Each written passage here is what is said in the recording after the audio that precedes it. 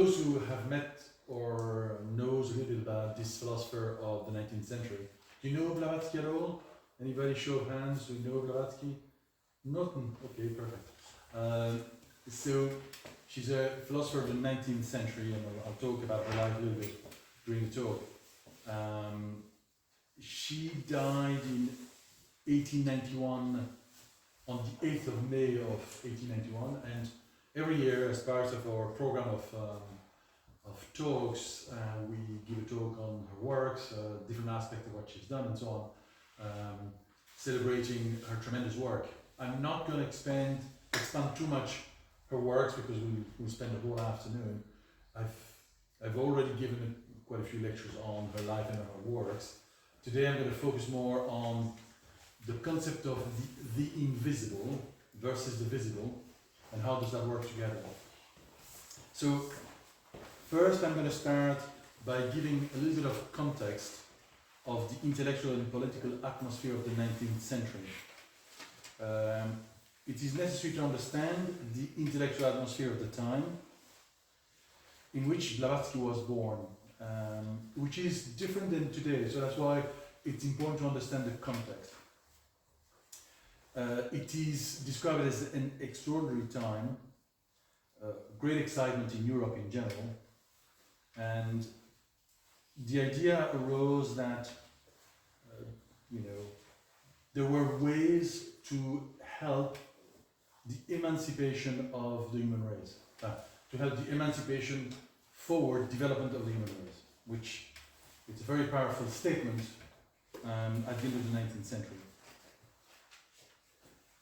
So a lot of political people, thinkers, believe that we can use the influence of the mind to help the individual awaken. So this is a very powerful statement in itself. Today, this sounds totally normal, but not at the time. So that's the first statement.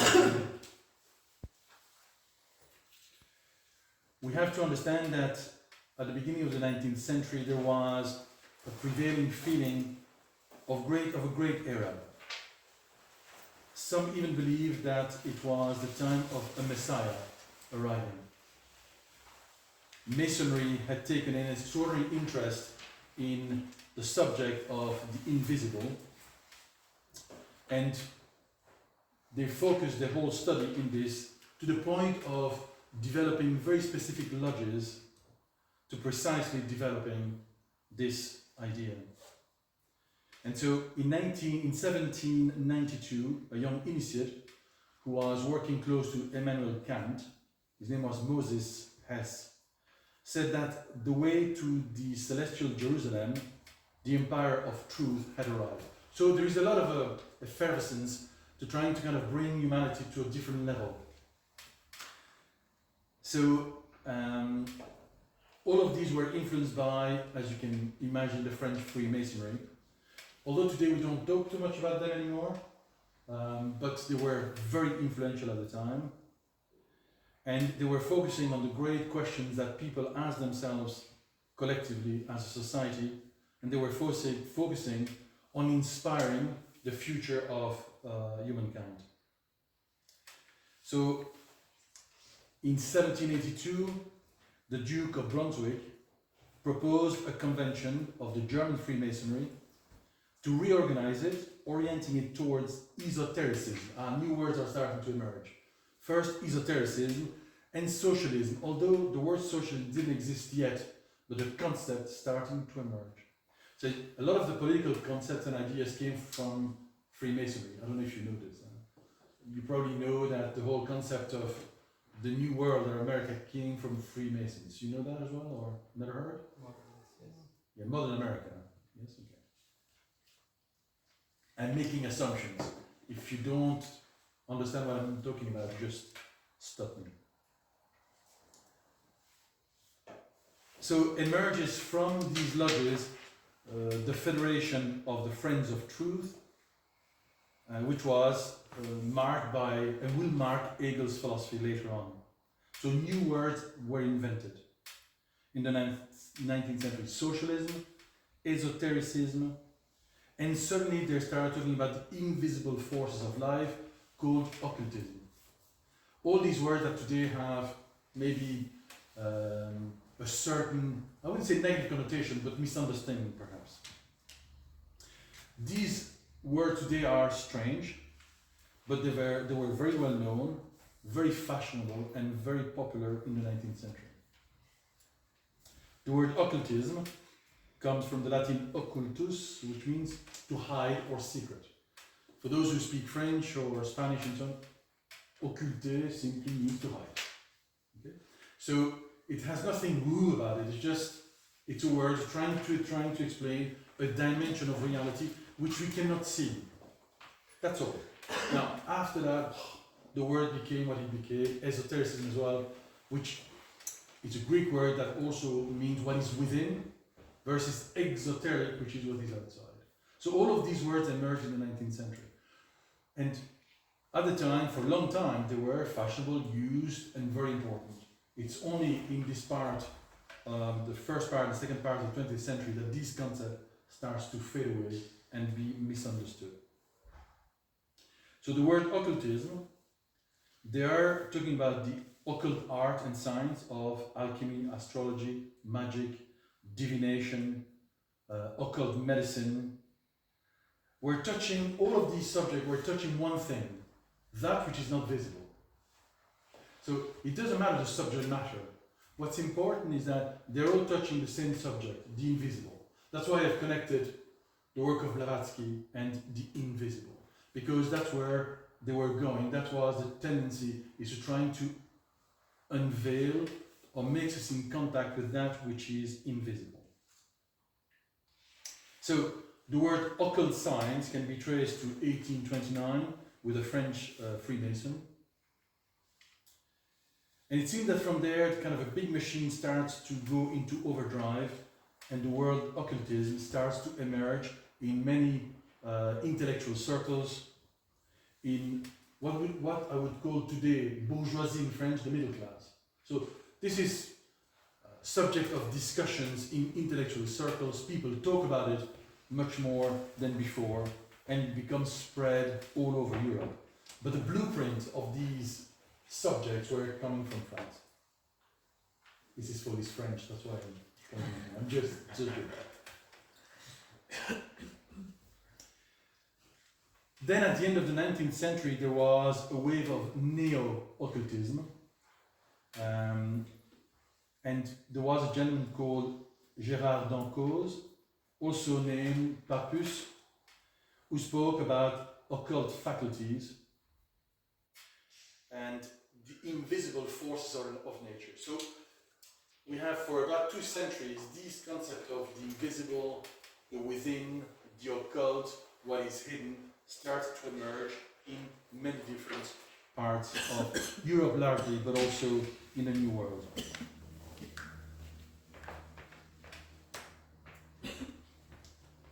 So there is some sort of conversion between the 19th century, which is the beginning of modernism, and what we call progressism. And there's 2 things. One is very materialistic in nature, and the other one is more spiritual in nature. And they seem to converge at the same time, like opposites. Because the 19th century is a time where we think we know it all, and I'll talk about it later.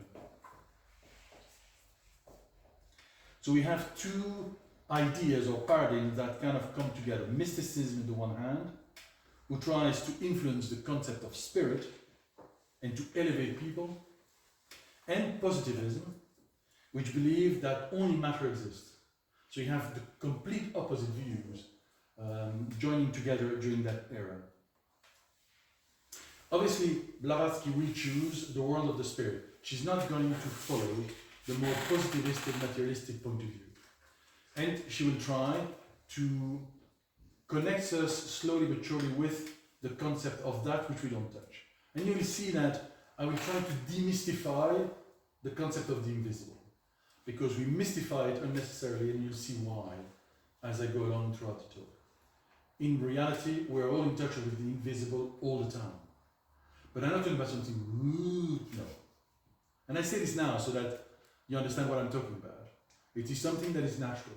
If you close your eyes and you're trying to visualize something, You imagine something that's invisible, is it not? Yes. So something invisible coexists with you which are visible. So we all use our imagination all the time, do we not?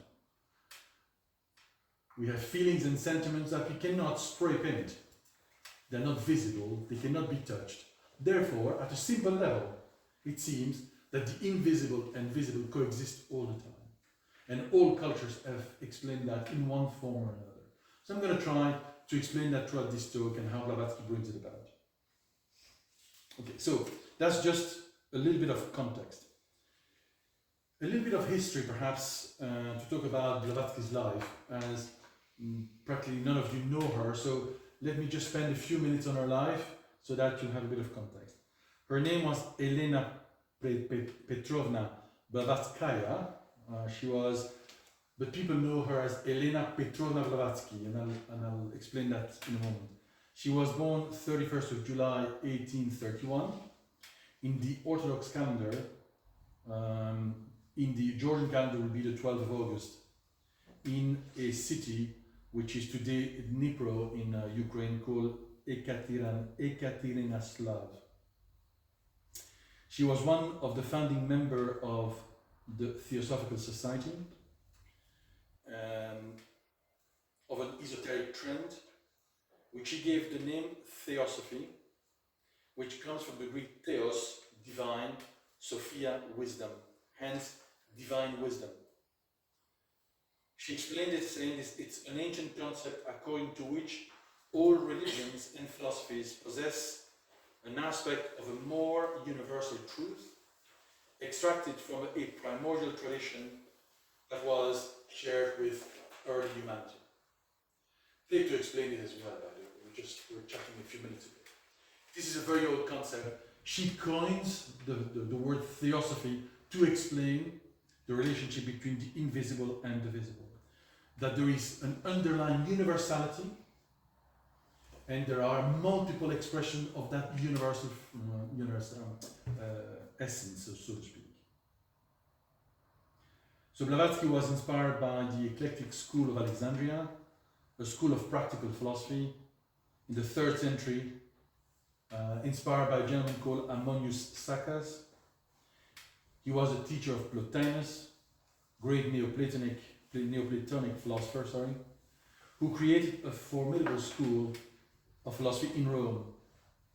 Himself had been born in Egypt. So Blavatsky is influenced by eclecticism. We could spend a class or a talk on eclecticism only as a concept, but perhaps I'll touch on later on.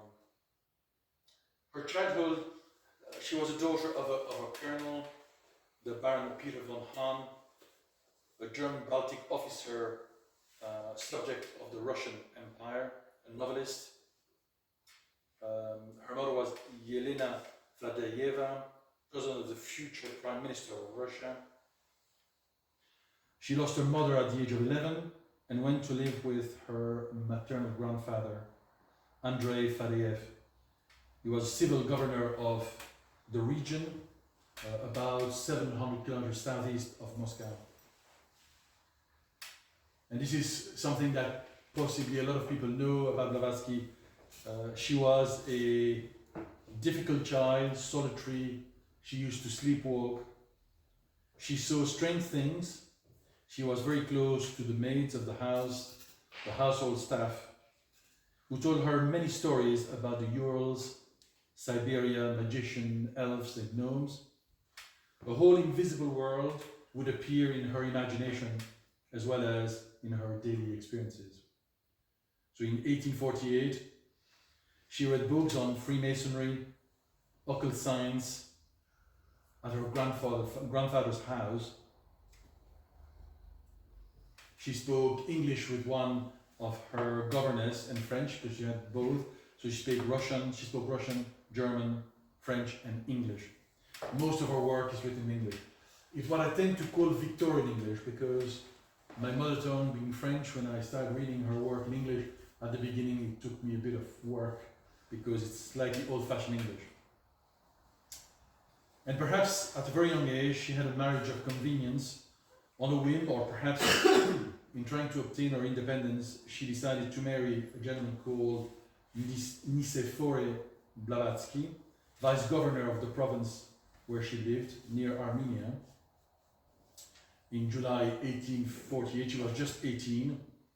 The marriage was not consumed and she ran away.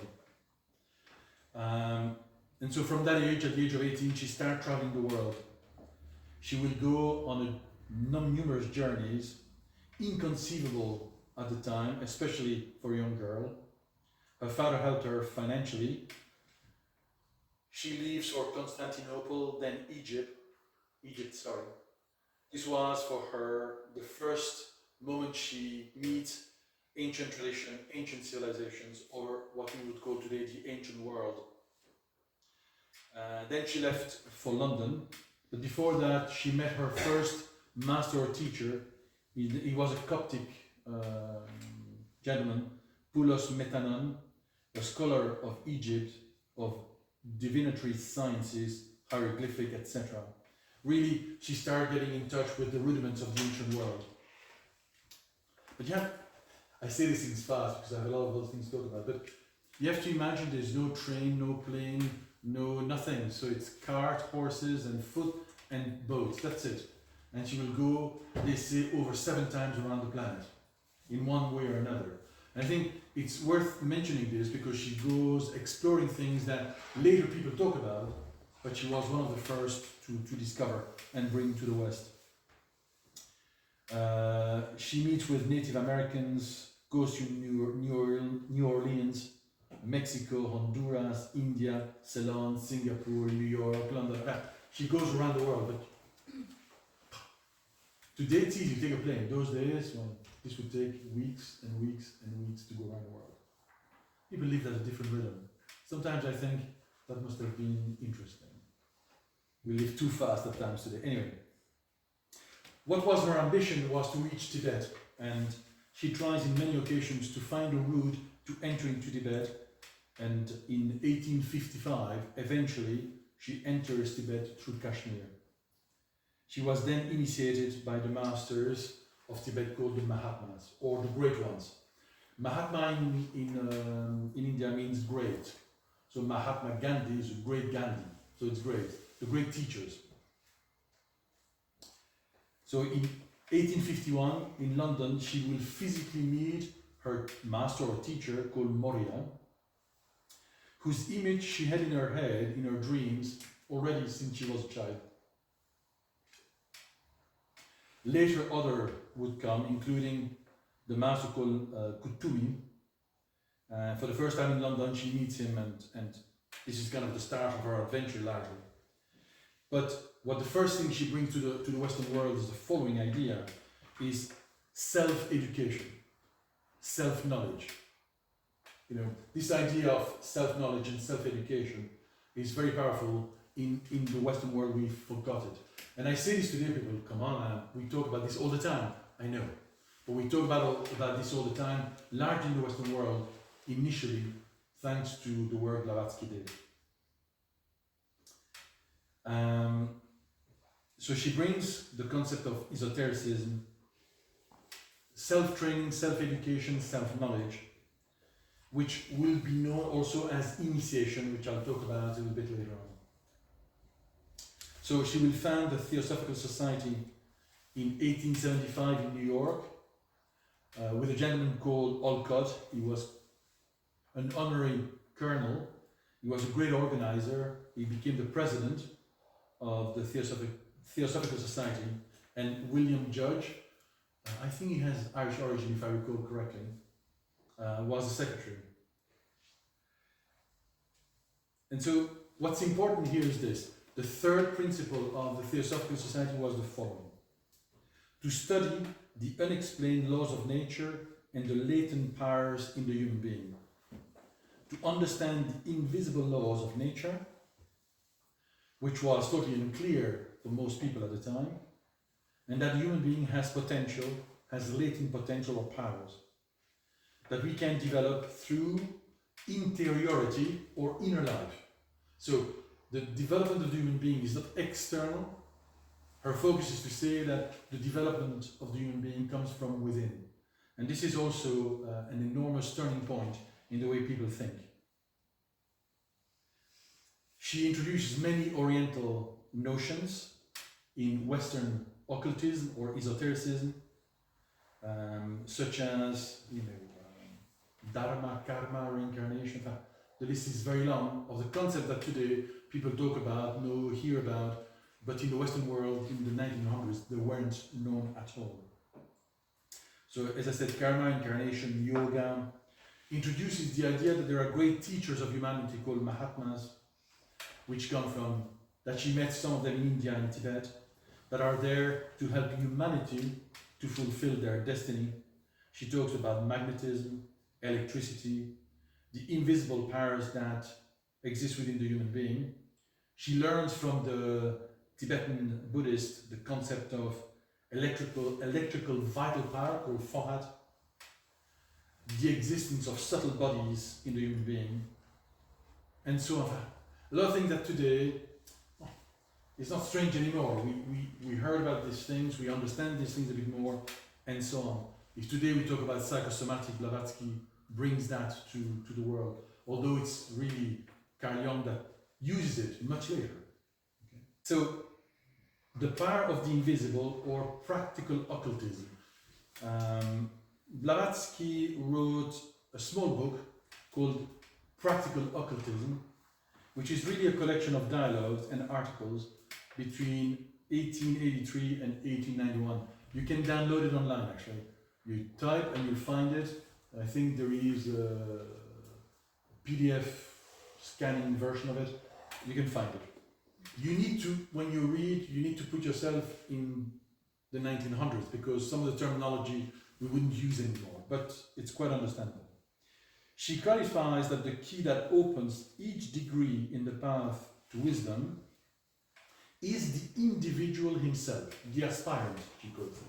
So the aspirant to wisdom, so, and that answers some of Bill's question, is the knowledge is not outside, not in Tibet, not in the moon, not anywhere. In reality, as above, so below, everything is within the human being, says Blavatsky. That's a starting point. So she said, it is not the fear of God that is the beginning of wisdom, but the knowledge of the self, source of the invisible, which is wisdom itself. So the source of the invisible exists in every human being. How you represent it, I would suggest to you to study the symbolism of different cultures and civilizations, because we all have represented that experience of the invisible in multiple ways, even though we talk about the same things. Yeah. So she talks about something very important which I touched on earlier on. So it is the achievement, as I said, of the individual that opens the door to the invisible. So it is our own work, inner work, that opens the door to what? The dimension of that which we don't see. We can inspire ourselves by many traditions, which is what I've done, what I'm doing. But in the end, and ultimately, we have to open the doors ourselves. Okay? Yeah. And so she says, to that self-knowledge, there are three conditions.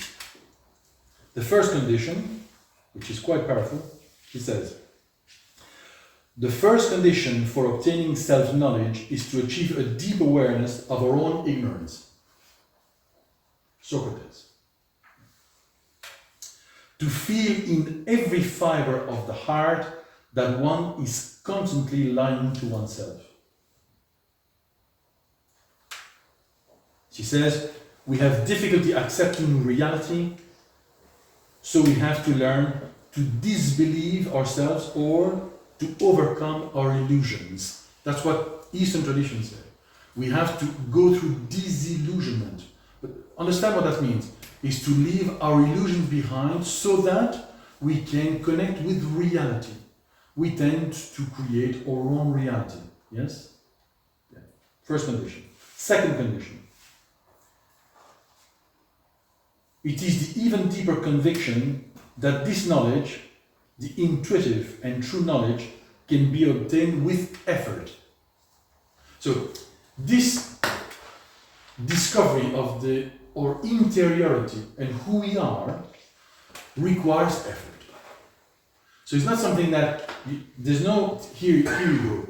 You can eat that and you can get it, or you can read that book and you get it. No, we reach interiority through effort. When I say this, people look at me. I'm sorry, but it's true. So, and it is valid not only for this but for everything.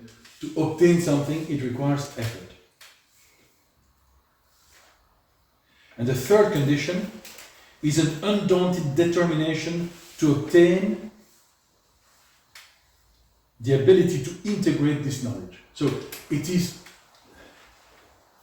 really an undauntable determination. Nothing can stop it. In philosophical terms, I call it perseverance.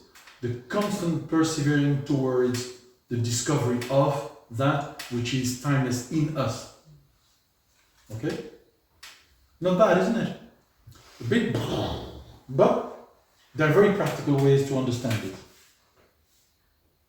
And she says the following: self-knowledge cannot be attained by self-analysis, analytical reasoning, or cerebral process, but we must awaken the consciousness of the human being, divine nature. So we have to awaken something in ourselves.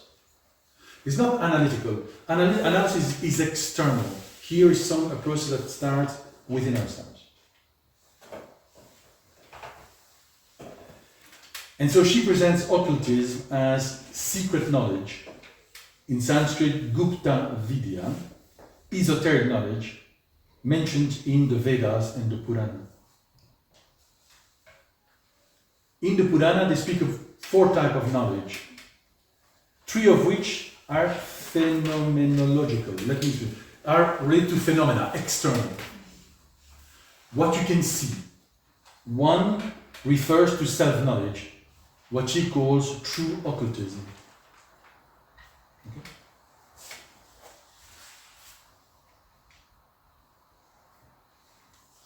And I think we can take a break with the 3 conditions and meditate on the 3 conditions of the book. No, I'm just joking. But they are very powerful conditions, aren't they? Repeat. I'll repeat them briefly, then we can go to the break. Accept that we know that we don't know. I'm being Socratic for a second. But what's important about this, because people say this now rhetorically, oh, I know that I don't know. Okay. But it is to take the veil off of our illusion, to take away the layer that we put on everything, the spin, as we call it in English, that we put on everything, that gives us a kind of a rosy or dark, depending on what the spin is, of what our inner reality and our external reality is. The challenge is to do slowly, to see things for what they are. And I must admit, as working on this for many years, in many dialogues with people, I think our greatest difficulty is to accept reality. People say, I know, but in reality they are telling you, leave me alone, I don't want to know. Okay?